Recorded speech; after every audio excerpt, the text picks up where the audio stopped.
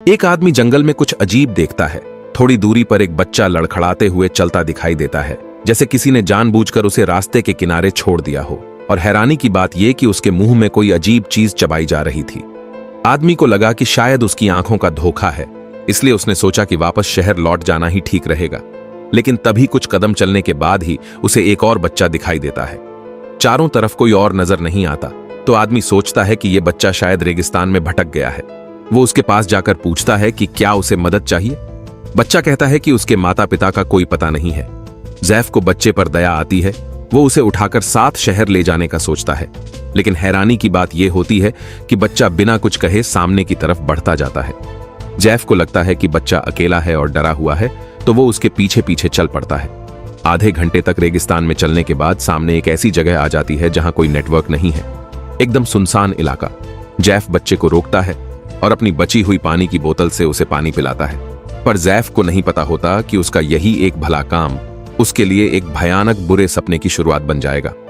पानी पीने के बाद जब जैफ उसे वापस ले जाने की कोशिश करता है, तो बच्चा अचानक उसका हाथ छुड़ा लेता है।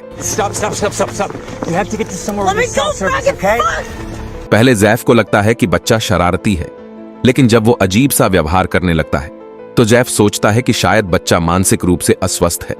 बच्चा जाते जाते एक रहस्यमयी मुस्कान देता है और चल देता है। अंधेरा होने लगता है। जैफ वापस घर लौटना चाहता है, लेकिन रेगिस्तान में वो रास्ता भटक जाता है और मोबाइल का नेटवर्क भी चला जाता है।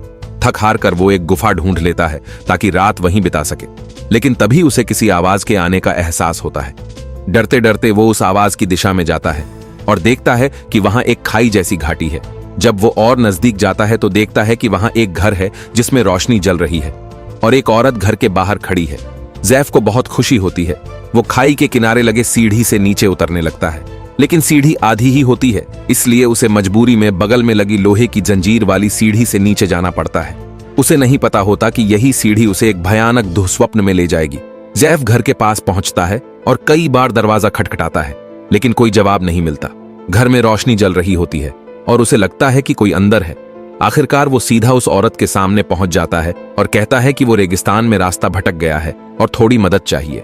लेकिन अजीब बात यह थी कि औरत ने कोई जवाब नहीं दिया, बस जैफ से कहा कि पहले बैठकर खाना खा ले। जैफ भी मजबूरी में हाँ कर देता है। औरत का इतना गर्मजोशी से स्वागत देखकर जैफ थोड़ा हैरान होता है, लेकिन जब वो अपनी कटोरी में देखता है तो कुछ अजीब लगता है। उधर औरत तो बड़ी चाव से खा रही थी। शायद रेगिस्तान में फंसने की वजह से उसका मन ठीक नहीं था। जैफ ने अपनी पूरी कटोरी का खाना औरत को दे दिया और बस एक गिलास पानी मांगा। औरत को इतने स्वाद से खाते देख जैफ ने उससे फोन मांगा, लेकिन औरत ने बताया कि वो यहाँ अकेली रहती है, न कोई रिश्तेदार है, न उसे फोन की जरूरत। फिर उसने जैफ को समझाया कि बाहर रात हो गई है तो यहीं रुक जाना ठीक रहेगा। अब जैफ के पास कोई और चारा भी नहीं था, वो मान गया। लेकिन उस रात जैफ को नींद नहीं आई। वो करवटें बदलता रहा। अगली सुबह जब औरत अभी भी सो रही थी तो जैफ एक मोटी रकम छोड़कर निकलने को तैयार हुआ, लेकिन जैसे ही वो घाटी के किनारे पहुंचा उसे कुछ अजीब लगा। वहां की बनावट बेहद खतरनाक थी और कोई रास्ता नजर नहीं आ रहा था जिससे वो वापस ऊपर चढ़ सके। सिर्फ वही जंजीर वाली सीढ़ी थी जो उसने पिछली रात इस्तेमाल की थी। पर जब जैफ वहां पहुंचा तो देखा कि अब दीवार से निकली हुई आधी अधूरी सीढ़ी ही बची थी, जिससे चढ़ना नामुमकिन था। अब मजबूरी में वो फिर से घर के अंदर गया, लेकिन औरत अब भी सो रही थी। फिर वो दरवाजे के बाहर ही बैठ गया और बोरियत में अपना कैमरा निकाल लिया। कैमरे से जब वो आसपास देखने लगा तो पाया कि इस घर की हर चीज अजीब है। दीवारों पर अजीब चित्र, पीछे के कमरे में एक बड़ा लोहे का पिंजरा और यहां तक कि बकरी के सिर वाला कोई बलिदान स्थल भी था। तभी औरत जाग गई और बाहर आकर अपने काम में लग गई। जैफ ने जंजीर वाली सीढ़ी के बारे में पूछा कि वो कहां गई, पर औरत ने फिर कोई जवाब नहीं दिया। जैफ ने सोचा अब बहस का क्या फायदा, और चुपचाप उसके काम में हाथ बंटाने लगा। काम खत्म होने के बाद ही औरत बोली कि अगर कल तक रुके तो शायद ऊपर जाने का रास्ता मिल जाए।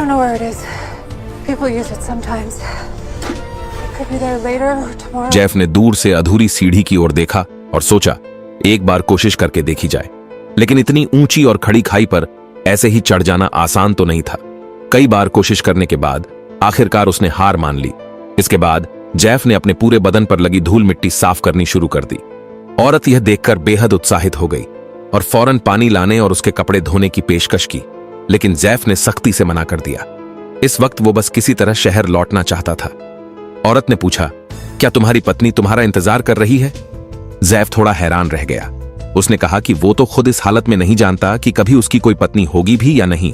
जब औरत को पता चला कि जैफ अभी भी कुंवारा है तो वो और ज्यादा घुलने मिलने लगी। रात गहराती गई पर जैफ की आंखों से नींद दूर थी। वो उठा और बाहर जाकर देखने लगा कि कहीं सीढ़ी वापस तो नहीं आई, लेकिन नजारा वही था, कोई जंजीर वाली सीढ़ी नहीं। अगली सुबह जैफ ने एक्शन लेने का फैसला किया।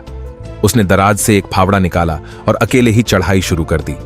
पर वो दीवार इतनी सख्त थी कि 1 इंच भी आगे बढ़ना मुश्किल हो रहा था। लेकिन घर लौटने की उम्मीद उसे लगातार कोशिश करने पर मजबूर कर रही थी। तभी जैफ ने जैसे ही ऊपर देखा, किसी ने ऊपर से एक मुर्गी फेंक दी। शायद ये जानबूझकर किया गया था। दर्द से कराहते हुए जैफ रात तक बेहोश हो गया। उसका फावड़ा सीधा उसकी टांग पर गिरा था, जिससे वो बुरी तरह घायल हो गया। जब औरत ने उसे इस हालत में देखा तो दौड़कर आई और उसका जख्म साफ कर पट्टी भी की। अगली सुबह जैफ अभी भी थोड़ी बेहोशी में था। तभी उसे ऐसा महसूस हुआ जैसे वही लड़का फिर से सामने खड़ा है जो रेगिस्तान में उसे मिला था। लेकिन तब तक जैफ फिर से गहरी नींद में डूब गया।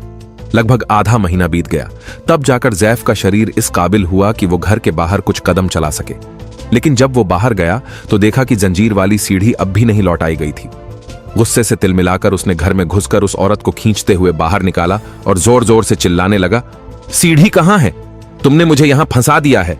वो औरत अवाक खड़ी रही, जैसे कुछ समझ ही ना पा रही हो। लेकिन फिर वो कहने लगी, मैंने तो तुम्हारी देखभाल की है। वो टूट सा गया, एक ओर जाकर अपने जख्मों को देखने लगा। उसी समय घाटी के ऊपर 2 लड़के दिखाई दिए। जैफ ने फौरन हाथ हिलाकर मदद की गुहार लगाई। लड़कों ने नीचे झांककर पूछा, तुम्हें क्या परेशानी है? जैफ ने तुरंत जवाब दिया, मैं गलती से इस घाटी में आ गया हूं, कृपया कुछ करके मुझे बाहर निकालो और मैं बाहर निकलकर तुम्हारा पूरा एहसान चुका दूंगा। दोनों लड़के बहुत खुश होकर मदद के लिए राजी हो गए, लेकिन फिलहाल उनके पास कोई रस्सी नहीं थी। इसलिए उन्होंने कहा कि वो अभी जाकर एक रस्सी लेकर आते हैं। यह सुनकर जैफ को बेहद खुशी हुई। वो उम्मीद से उनकी पीठ की ओर देखता रहा, सोच रहा था कि अब ज्यादा देर नहीं लगेगी, उसे जल्द ही आजादी मिल जाएगी। कुछ ही देर में एक रस्सी ऊपर से नीचे फेंकी गई। लड़कों ने ऊपर से आवाज लगाई, जल्दी से खुद को बांध लो। जैफ ने भी बड़ी सावधानी से खुद को अच्छे से बांध लिया। लेकिन जैफ को नहीं पता था कि रस्सी फेंकने वाला लड़का बार बार उसे मजबूती से बांधने को कह तो रहा था, मगर उसकी आंखों में एक अजीब सी डरावनी चमक थी। कुछ मिनटों बाद जैफ धीरे धीरे ऊपर खींचने लगा। उसके चेहरे पर राहत भरी मुस्कान थी, मगर रस्सी आधे रास्ते तक भी नहीं पहुंची थी कि अचानक कुछ अजीब हुआ। हालात इतने आसान नहीं थे। कुछ ही देर बाद ऊपर के लड़के कहीं गायब हो गए। जैफ ने जितनी कोशिश की, कुछ काम नहीं आया।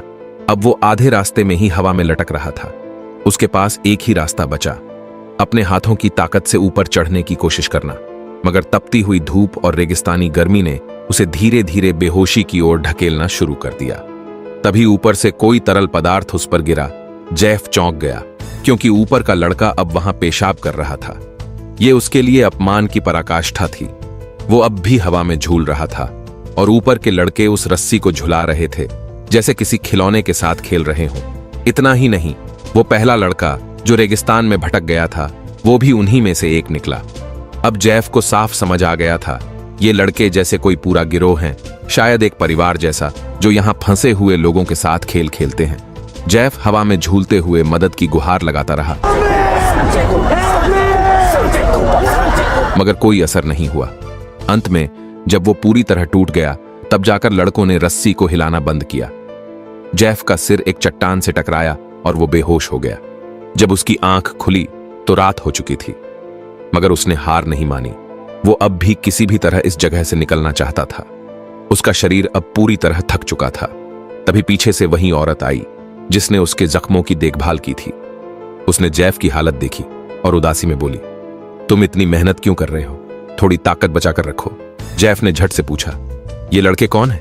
औरत ने जवाब दिया, बस कुछ रेगिस्तान में भटकते बच्चे हैं। फिर उसने चेतावनी दी, अगर तुमने शांति से नहीं बैठा तो तुम्हारी तकलीफें और भी बढ़ सकती हैं। जैफ अब पूरी तरह टूट चुका था। उसने आसमान की ओर देखकर एक जोरदार चीख मारी। तभी वो लड़के एक बार फिर उस खाई के किनारे दिखाई दिए। पहाड़ के ऊपर से वे सारे लड़डी के गुस्से में जेफ को घूरते रहे। 1 महीने बाद, जैसे जेफ ने अपनी किस्मत को स्वीकार कर लिया हो, अब वो औरत के साथ अक्सर उसी खाई के भीतर ही फंसा रहता था। जब औरत ने देखा कि जेफ की कमीज की आस्तीन फटी हुई है, तो उसने अलमारी से मर्दों के पुराने कपड़े निकाल दिए और कहा कि जो चाहो पहन लो, कि ये कपड़े आखिर कहां से आए होंगे। लेकिन फिर भी वो बिना ज्यादा सोचे एक कपड़ा पहन लेता है। इन दिनों में उसने सब्जियां उगाने की कोशिश भी शुरू कर दी थी। ऊपर से बच्चे अक्सर खाने पीने का सामान फेंकते रहते और जेफ उन्हें चुपचाप स्वीकार करता रहा, जैसे अब वही उसकी नई जिंदगी हो। शायद शराब और ढेर सारे स्नैक्स की वजह से जब जेफ ने एक रात औरत से पूछा, क्या तुम कभी यहां से भागने का नहीं सोचती, तो औरत ने बस धीरे से कहा, बस यही तो है, सब कुछ यही है। उसके जवाब से जेफ कुछ समझ नहीं पाया। उसी रात दोनों ने जमकर शराब पी, पर तभी बाहर से अजीब सी आवाजें आने लगीं। जेफ घबराकर पास रखी कुल्हाड़ी उठाता है और लंगड़ाते हुए बाहर की ओर दौड़ पड़ता है। पर बाहर जो देखा उससे उसकी रूह कांप गई। वे सारे बच्चे अजीब सा मेकअप करके पागलों की तरह घाटी में इधर उधर दौड़ रहे थे। जेफ की आंखों में डर और बेचैनी साफ झलक रही थी, पर कुछ ही पलों में वो बच्चे उस पर टूट पड़े, उसे जमीन पर गिरा दिया और जी भरकर मजाक उड़ाया। उनका उपहास, उनका पागलपन सब मिलकर जेफ को अंदर से तोड़कर रख देता है।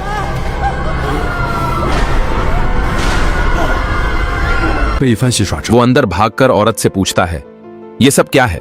ये बच्चे कौन हैं? तुमने मुझे यहां क्यों फंसाया? लेकिन औरत सिर्फ शांत रहती है, कहती है, यहां कुछ भी बुरा नहीं है। मैं चाहती हूं कि हम दोनों मिलकर यहां एक उम्र गुजारें। उस रात शराब और अकेलेपन ने उन्हें एक कर दिया, एक अजीब सा रिश्ता जो अंधेरे में बना। सुबह जब जेफ नींद से उठा तो औरत उसके पास ही सो रही थी। वो बाहर आया ताकि कुछ राहत पा सके, लेकिन उसे पता नहीं था कि उसी खंभे के पास सैकड़ों बोतलों के ढक्कन जमा हैं, जो शायद उससे पहले यहां आकर फिर कभी ना जा सके। इस घाटी में एक और महीना बीत गया। जेफ की उगाई गई सब्जियों में अब हरे पत्ते निकलने लगे थे।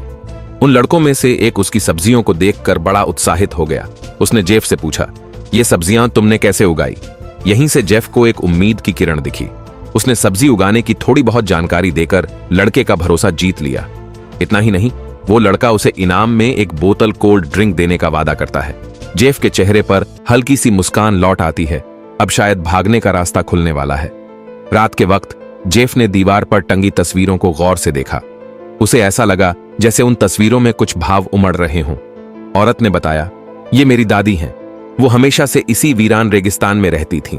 मैं उन्हें ज्यादा नहीं जानती, पर इतना जरूर जानती हूं कि वो मुझसे बहुत प्यार करती थीं, ठीक वैसे ही जैसे मैं अपने पेट में पल रहे बच्चे से करूंगी। ये सुनकर जेफ सन्न रह गया। उसे अब पता चला कि औरत गर्भवती है, पर उसके लिए यह खबर किसी बुरे सपने से कम नहीं थी। कौन चाहेगा कि उसका बच्चा किसी तंग डरावनी घाटी में जन्म ले? जेफ ने तुरंत इसका विरोध किया, पर औरत ने उसकी बातों को टाल दिया। अब जाकर जेफ को एहसास हुआ वो महज एक जरिया था, एक औजार जिसे एक परंपरा के लिए इस्तेमाल किया जा रहा था। चाहे वो कितना भी विरोध करता, पर इस गहरी घाटी में फंसकर उसके पास कोई रास्ता नहीं बचा था। समय बीतता गया। जेफ की टांग अब धीरे धीरे ठीक हो रही थी। वो रोज अभ्यास करता, किसी भी पल भाग निकलने की उम्मीद में। इसी बीच एक दिन वो लड़का फिर आया। उसने कहा, मैं इस बार कोल्ड ड्रिंक नहीं ला सका। जेफ ने मुस्कुराते हुए कहा, कोई बात नहीं, कोल्ड ड्रिंक ना सही, मैं तुम्हें सब्जियां उगाना और दूसरी जरूरी चीजें सिखा दूंगा। बस तुम किसी भी तरह मुझे यहां से बाहर निकालो। औरत को भी साथ ले चलेंगे। हम तीनों एक नया सच्चा परिवार बनाएंगे। लड़का थोड़ा हिचकिचाया, पर जेफ की बातों से वह प्रभावित हुआ। उसने कहा, मैं कोशिश करूंगा, पर यह आसान नहीं होगा। इतने में एक लंबे बालों वाला लड़का आया और उस लड़के को घसीटते हुए घाटी की छोटी से दूर ले गया। रात को जेफ बेहद उत्साहित था। उसने औरत से शहर की रोशनी, खुशियों और घूमने की जगहों की बातें की। वो बोला, मैं तुम्हें सब कुछ दिखाऊंगा, बस एक बार यहां से बाहर निकल चलो। औरत कुछ पल के लिए उसकी बातों से बह गई। जेफ ने उसे अपने कैमरे में कैद पुरानी तस्वीरें भी दिखाईं, ताकि वो सपना देख सके एक नई जिंदगी का। लेकिन अगली ही सुबह बाहर से औरत की जोरदार चीख सुनाई दी। जेफ दौड़कर बाहर आया और सामने का मंजर देखकर सन्न रह गया। वही लड़का जिससे जेफ ने उम्मीदें बांधी थीं, अब घाटी के बीच में लटक रहा था। उसकी सांसें थम चुकी थीं। जेफ की बोलती बंद हो गई। वो डर से कांपने लगा।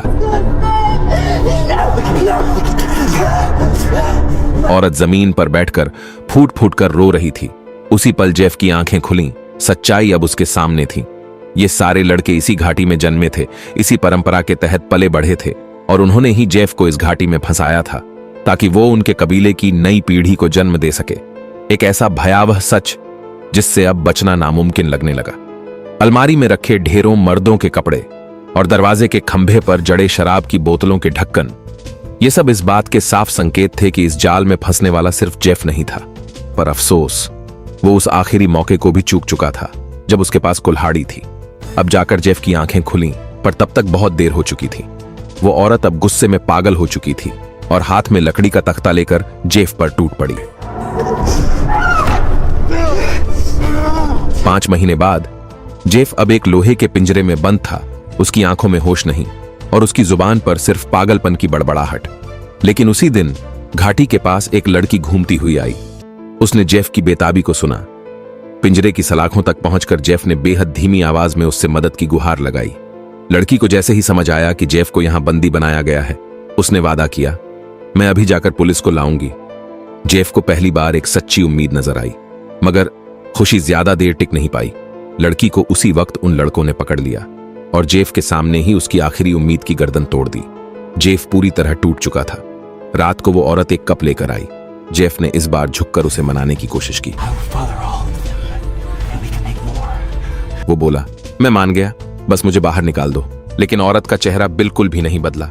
उसने 2 टूक कहा, तू शुरू से अब तक सिर्फ एक जरिया था, एक औजार। हमारे परिवार को कभी किसी बाहरी मर्द की जरूरत नहीं रही और तू अब तक जिंदा इसलिए है क्योंकि हमारी परंपरा कहती है कि बच्चा पैदा होने तक पिता को जीवित रखा जाए। कुछ ही दिनों में औरत के पेट में असहनीय दर्द शुरू हो गया। हालांकि उसे बच्चे पैदा करने का अनुभव था, मगर इस बार का दर्द कुछ अलग था। उसने मजबूरी में पिंजरा खोला जेफ से मदद मांगने के लिए। जेफ भी अब कुछ नहीं समझ पा रहा था। उसने उसकी मदद की, मगर जैसे ही वो दोनों बच्चे को लेकर घर में लौटने लगे, उसी वक्त दीवार पर लटकता हुआ वो जंजीर वाला सीढ़ी नीचे गिरा दिया गया।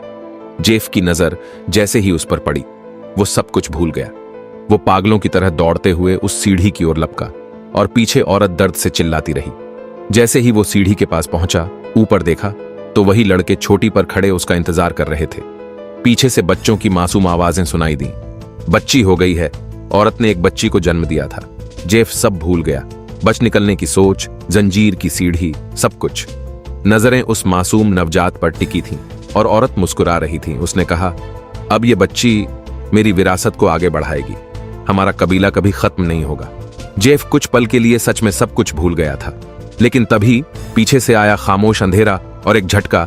जेफ का जीवन इस घाटी में हमेशा के लिए खत्म कर दिया गया और इसी के साथ ये कहानी भी खत्म होती है। जेफ एक औजार की तरह इस्तेमाल किया गया और अपने मिशन को पूरा कर हमेशा के लिए उस घाटी में समा गया।